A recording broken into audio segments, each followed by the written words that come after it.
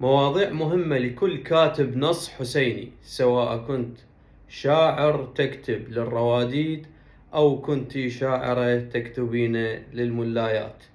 أكو أمور إحنا لازم ندقق عليها بالقصيدة الحسينية، وهي الرمزية في المواضيع أو الرمزية في الكلمات. يعني شلون؟ إحنا تعرفون عندنا هواي قصائد حسينية وكم هائل من القصيدة الحسينية.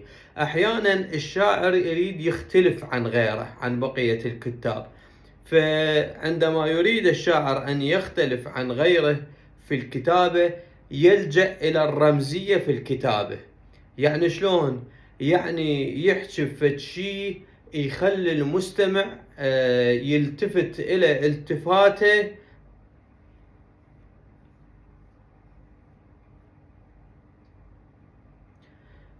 يعني يحجي فد شي يخلي المستمع يلتفت إلى أدق الالتفاتات. ولكن هذه الرمزية عندما نتعامل معها يجب أن نتعامل معها بدقة. شنو هاي الرمزية؟ الرمزية أو الضربة الشعرية أو الصور الشعرية أو القفشة أو إلى آخره، أنت بعد شو تسميها سميها. الرمزية شنو؟ الرمزية كأنما أنت أكو بي يحرك الجماد بالكلمات، كأنما الجماد تحرك أو يحرك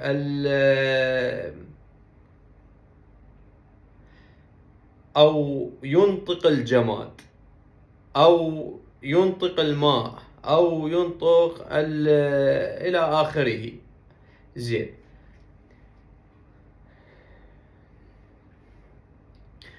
ليش هاي الأمور يحتاجها الرادود؟ يحتاجها هاي الأمور الرادود حتى يركز على الفكرة مالته أو يركز على القضية اللي يتكلم عنها، سواء كانت مصاب أو مصيبة أو رزية أو إلى آخره. وحتى في الأفراح إذا يريد يكتب عن موضوع فيه فرح أو في المواليد، مواليد الأئمة، يتكلم في هذه الرمزية. أنا اليوم اختصرت عدة أمور، طبعا يكتبون هاي المواضيع يكتبون عنها الشعراء وكتبوا عنها هواي، بس الشعراء المبتدئين ما ملتفتين لهذا الموضوع.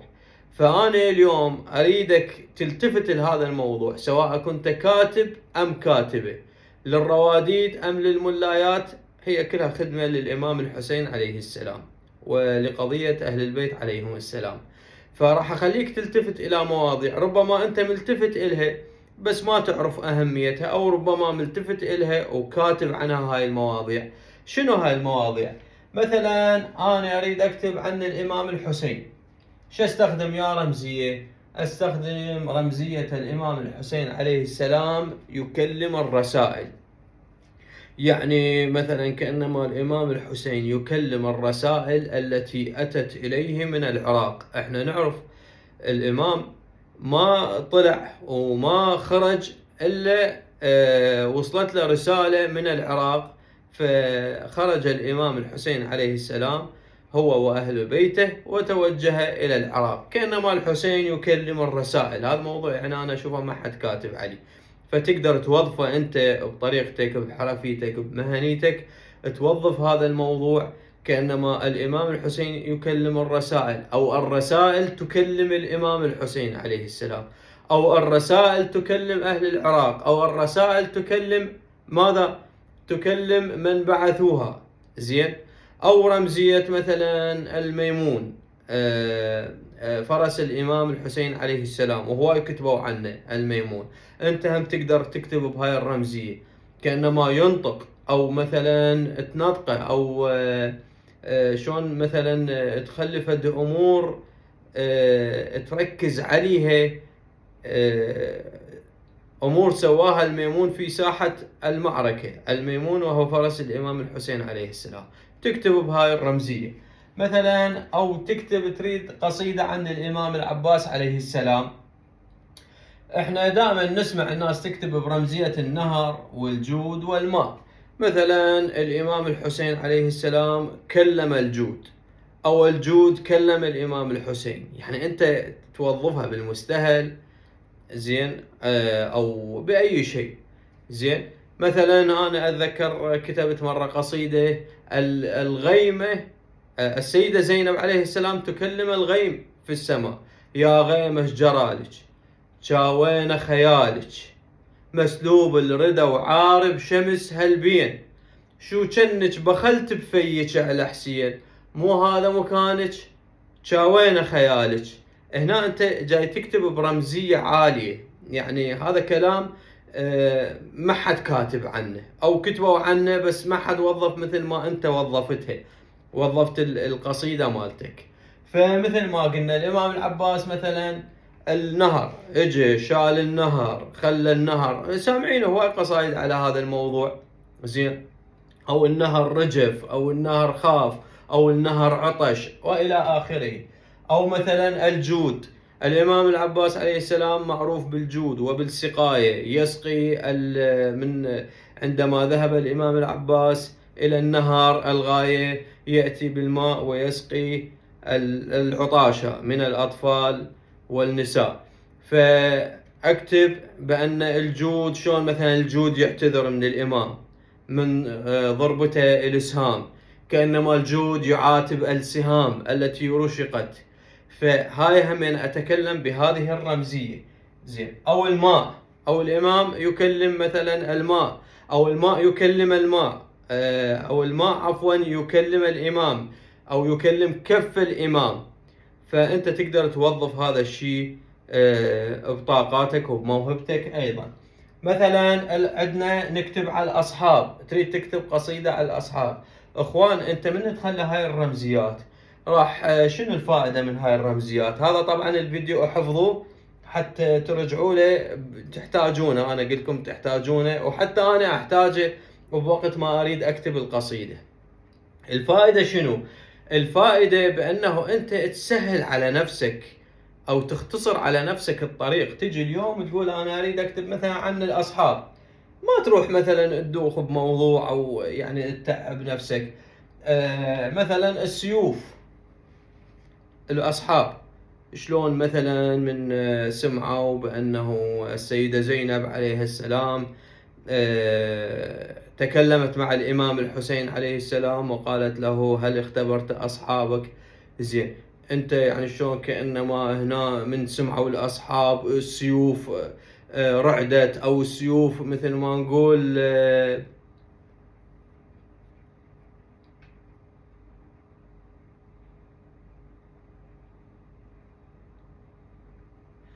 أو رجفت أيديهم، أو ارتعدت سيوفهم. فتقدر مثلا قلنا على السيوف. أو الأرض، كأنما شلون من سمعوا هذا الكلام يعني يحاجون الأرض بأن تنشق الأرض وأن تبلعهم وأن من هذه الأمور. يعني شلون مثلا شلون مثلا من سمعوا هذا الكلام يكلمون الأرض بأنهم هم إذا فعلا هيك عندهم نية للخيانة بأن تنشق هذه الأرض ويتيهون في غياب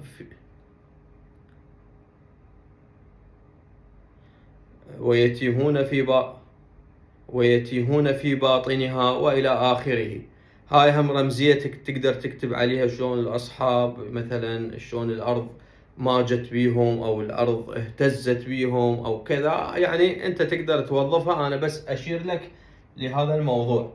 أو مثلا الموت، يتكلمون الأصحاب عن الموت، عندهم الموت لا شيء في حب الحسين، الموت شيء هين في حب الحسين عليه السلام. زين، أو التضحية على سبيل المثال. أو المنايا، يعني احنا نعرف أصحاب الإمام الحسين عليه السلام كيف تلقوا المنايا في حب الإمام الحسين، أو كيف صدوا عن الإمام الحسين واستشهدوا قبل أن يستشهد الإمام الحسين عليه السلام. فكأنما يكلمون المنايا أو المنايا تكلمهم. زين، من نريد نكتب عن الطفل الرضيع نستخدم يا رمزية السهم. شلون السهم مرات كبي يكتب السهم معتذر، يكتب السهم صلف، اكو يكتب السهم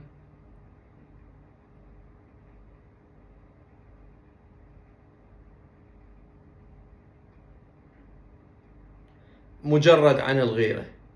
هو بعد بكيفك انت، السهم شو تريد تسوي يسوي، المهم توظف الموضوع برمزية عالية. او مثلا العطش، احنا نعرف السبب، الامام الحسين عليه السلام اخذ السبب الظاهري، اخذ الطفل حتى يروونه من العطش او من الظمأ، كأنما شلون الامام الحسين يكلم تلك الثلة المنحرفة بأن يسقون هذا الطفل من الماء، أو يسقون هذا الطفل شربة من الماء. أو تريد مثلا توظف بأنه شلون عندهم بشاعة هذه الثلة المنحرفة الذي خرجت تحارب الإمام الحسين عليه السلام، وتوصف بشاعتهم هم، أو توصف فد موضوع إنساني تريد توصلها، أو توصل فكر الإمام الحسين عليه السلام عندما أتى بطفله الرضيع يريد أن يثبت للعالم أن هؤلاء مجردون حتى من الإنسانية. هاي هم رمزية تقدر تكتب عليها. زين. أو المهد، احنا نسمع هو قصايد عن المهد، والمهد خالي، والمهد كذا، او القماط. زين، تقدر هم توظف هذا الموضوع. اخوان من توظفون هذه الرمزيات راح تصير فد يعني فد انتقالة بقصائدكم، حتى انتم راح تشوفون بانه انتم بديتوا تكتبون فد شيء مختلف. فالاختلاف هذا شنو فائدة الاختلاف الرمزية؟ احنا مجبورين نكتب على الرمزية؟ لا، ما مجبورين نكتب رمزيات وهيج امور، بس هذا يخلي يشد المتلقي يسمع القصيدة مالتك. اذا سمع ضربة شعرية او شيء مثلا مختلف راح احتمال يسمع القصيدة كلها اللي انت جاي تقراها او تنطيها للرادود. مثلا السيدة زينب عليه السلام نكتب عن الخيام، تتكلم مع الخيام، الخيام تكلمها. زين. النار تتكلم مع النار، مثل عندي قصيدة بدايتها تقول: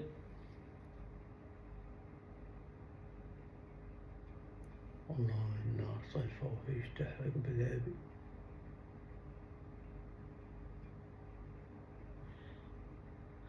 تقول: تخنق بروحه عبرت ويحضر ببال السبي، والله هاي النار صلفة وهيش تحرق بالعبي. زين، شوف وظفت الموضوع شلون.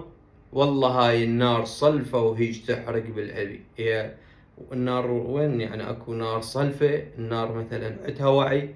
لا، بس هاي رمزية، يعني أبين فيها ماذا؟ أبين فيها مدى صلافة الأعداء الذين أبرموا النار في تلك الخيام. زين.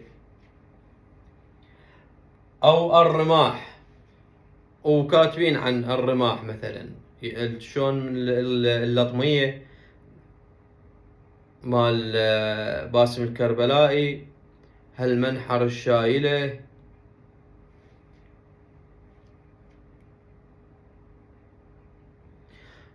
وعندنا الكثير من القصائد الذي تتكلم عن الرمح، انت تقدر توظفها بطريقتك الخاصة، يجوز توظفها توظيف احسن من اللي وظفوه قبلك. زين. او الطريق، نفس الشيء، احنا دائما نكلم او يكلم، نحرك او يحرك، يعني الطريق هم نفس الشيء، انطوى الطريق او طال الطريق. تقدر تذكر هاي الرمزية بالنسبة للكتابة عن السيدة زينب عليه السلام. او تريد تكتب عن السبايا، تكتب مثلا عن التراب، تسوى بهاي المخدرات وبهاي النساء وبذيك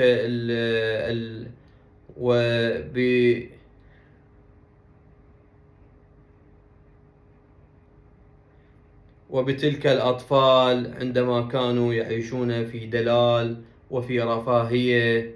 يعني النوب تغير الأمر، صاروا يعني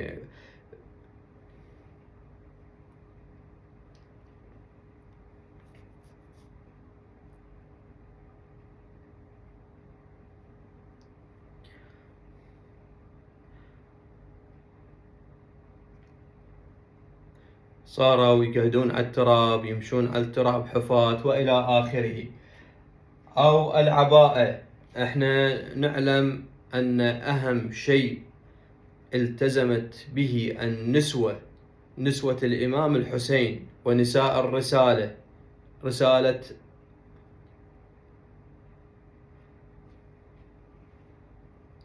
أهم شيء التزمت به هو الحشمة.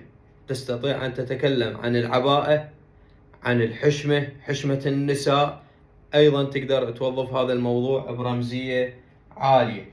زين. أو الصبر، يعني الصبر اللي خلى النساء تتحمل، وما هي أسباب ذلك الصبر التي جعلت النساء تتحمل هذا المشهد وهذا المنظر ووعورة هذا الطريق وإلى آخره. تقدر تكتب عن هاي المواضيع. إذا تريد تكتب عن علي الأكبر عليه السلام، أيضا تكتب عن العزم، تكتب عن الشجاعة، عن القوة، عن الرسالة الذي أراد أن يؤديها الإمام، الذي أراد أن يؤديها علي الأكبر رضوان الله تعالى عليه. تريد تكتب عن القاسم، تكتب عن الشباب الضاع، هم نفس الشيء تقدر تكتب عن التضحية، تكتب عن الشسع النعل الذي انقطع في ساحة القتال، وتقدر توظف هذا الموضوع. أيضا تكتب عن التضحية، شلون الإمام القاسم ضحى لأجل عمه الحسين عليه السلام. أو تكتب من بعد التضحية عن العقيدة، ما هي عقيدة القاسم رضوان الله عليه. زين. من نريد نكتب عن الإمام السجاد، نكتب عن المرض،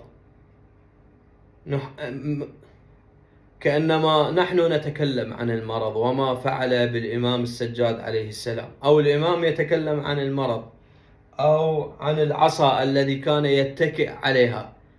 شلون أنا أوظف صور شعرية عن هذا، يعني أحكي عن هذه العصا الذي كانت بيد الإمام عندما كان يتكئ عليها في الطريق.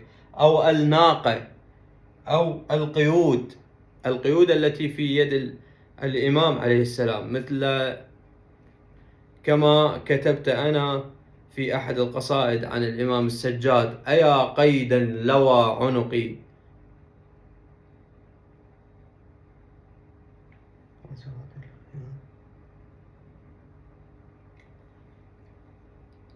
كما كتبت أنا في أحد القصائد عن الإمام السجاد، كأنما الإمام السجاد يكلم القيود أو القيد، يقول له: أيا قيدا لوى عنقي وزاد الهم في قلقي، أتعرف من أنا يا قيد؟ أنا السجاد أبو الباقر، وإلى آخره. فتكتب فتستخدم مثل هيك رمزيات وتوظفها أيضا لصالح القصيدة التي تقرأها. وهذه الرمزيات تقدرون تحفظونها، أو تقدرون تضيفون من عندكم. أنت عرفت بأن الموضوع صار به رمزيات وصار به صور شعرية وصار كذا، تقدر تضيف أنت، تقدر تطلع تقرأ. هاي مسألة. المسألة الثانية، وهي أيضا مسألة مهمة، أنك وهاي نصيحة من عندي إلى جميع الشعراء حتى المتمكنين، مو فقط الشعراء المبتدئين. أنت عندما تريد أن تكتب عن الأئمة أو عن أي شخصية دينية مقدسة، لازم تقرأ عن هاي الشخصية، حتى إذا أنت كنت مطلع يجيني واحد ويقول لا أنا حافظها يجيني واحد ويقول لي لا أنا قارئ عن هاي الشخصية وحافظ كل اللي جرى ويا هاي الشخصية. ما يخالف أخوان، حتى إذا حافظ حتى إذا قارئ، أنت اليوم من تريد تكتب لازم تقرأ مثلا قضية الإمام الحسين تدرسها من جديد، أو تقرأ مثلا قضية الإمام العباس. يعني أنت صحيح راح توظف هذه الأمور في قضية الإمام العباس، لكن أنت مكلف بموضوع ثاني. اخوان انتم شعراء، انتم تنقلون رسالة الى الناس. الامام العباس عليه السلام مو فقط امام حارب او دافع عن اخيه، لا، الامام العباس اكبر من هذا الشيء. الامام العباس كان عالم. تعرف ان الامام العباس كان عالم من العلماء.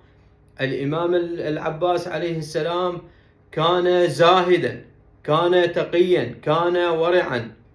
فأتعمق بالموضوع وأذكر وأقرأ عن الإمام. من تريد تكتب عن الأصحاب تذكر عقيدتهم، تذكر التزامهم بالصلاة، التزامهم بالأخلاق، بحسن الجوار، بالوفاء إلى الصداقة. يعني تذكر هواي أمور.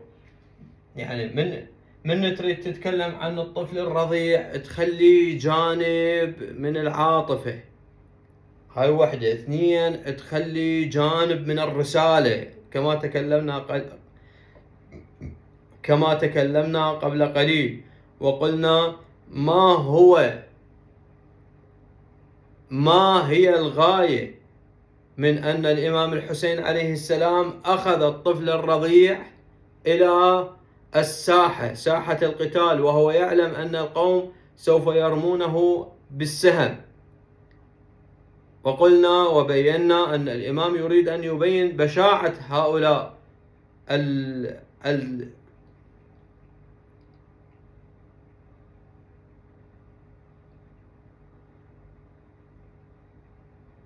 بشاعة هؤلاء القوم الكفرة الخارجين عن الإسلام وعن الملة. زين، من أريد أكتب عن السيدة زينب كذلك أطلع عن السيدة زينب عليه السلام، عن حياة السيدة زينب عليها السلام. أريد أكتب عن السبايا، أريد أكتب عن الرباب، أريد أكتب عن كل امرأة في ذلك المشهد. لازم أطلع. إحنا عندنا جوجل، عندنا ذكاء اصطناعي، عندنا كل شيء، عندنا يوتيوب، نقدر نتثقف ونقدر نطلع. تقول عندي ثقافة، أوكي، جزاك الله خير الجزاء، زيد بهاي الثقافة، انتهل من هذا المنبع حتى توصل رسالة واعية وهادفة في هذه القضية. تريد تكتب عن القاسم، تريد تكتب عن الإمام السجاد. تدرون أنا مرة من المرات، أعوذ بالله من كلمة أنا، ردت أكتب عن الإمام السجاد. أول ما ردت أكتب عن الإمام السجاد تابعت المسلسل كامل. هاي تشطب. فأقرأ مسيرة الإمام السجاد وهدف الإمام السجاد وحياة الإمام السجاد، وأكتب عن الإمام السجاد عليه السلام. كذلك إذا أريد أكتب عن الإمام الحسن، إذا أريد أكتب عن الإمام الحسين، إذا أريد أكتب عن الإمام علي، إذا أريد أكتب عن السيدة الزهراء، أقرأ السيرة الذاتية للأئمة. أهم شيء بالكاتب الحسيني أو الكاتبة هي الثقافة الحسينية، الثقافة الدينية. اقرأ كثيرا، اطلع كثيرا. الشعر مو فقط كلمات وتسطير وألحان وإلى آخره، لا، خصوصا بالقضية الحسينية. فهذه وصيتي لكم أحبتي، وسجلوا هذه الملاحظات. وإذا عندكم ملاحظات جديدة اكتبوها لنا بالتعليقات وخلي نستفاد احنا، لأنه كل إنسان وعنده رأي وعنده وجهة نظر وعنده اطلاع. والسلام عليكم ورحمة الله وبركاته.